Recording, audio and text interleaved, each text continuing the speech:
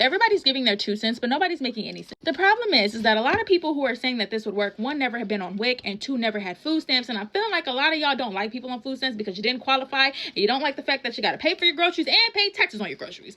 Let that shit go, okay? And if you're gonna bash black people that are on food stamps, make sure you bash the majority of white people that are also on government assistance, because these motherfuckers take up majority of the government assistance. Y'all mad at the wrong people. You're mad at black people because you can't get in. You should be mad at the fucking white people because they ain't doing motherfucking shit and they living their best life.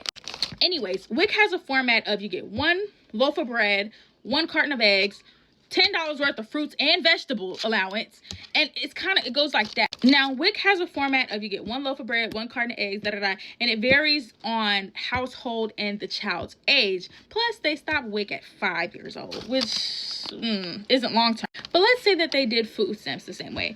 It wouldn't work because 1, they're trying to cut back on the amount of money that they're actually giving people who are on SNAP benefits, and they would have to give allowances.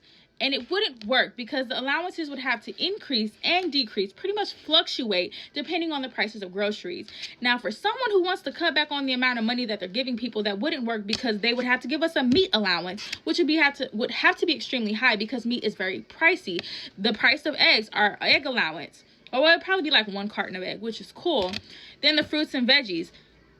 $10 worth of fruits and veggies a month ain't gonna cut it. And then you're gonna resort to eating canned vegetables, which is a great alternative to fresh fruits and veggies, but it's not that healthy. And if you care about people's health, you must take it, all the way, I guess. Then they would also have to give an allowance on drinks.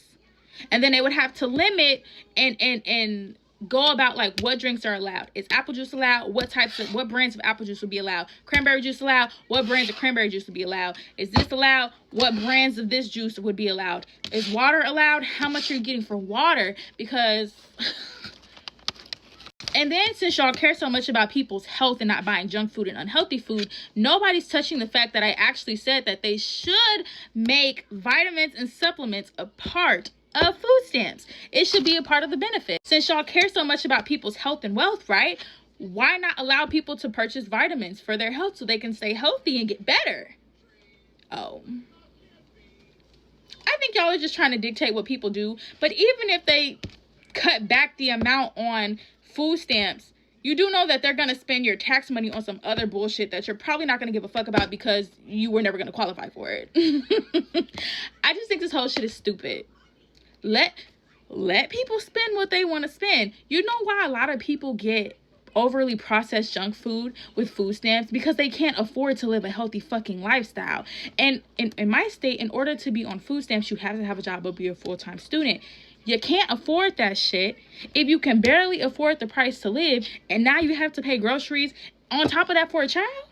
Or 2 or 3 or 4 5 6 7? If you haven't had many kids, you need to sit your ass down.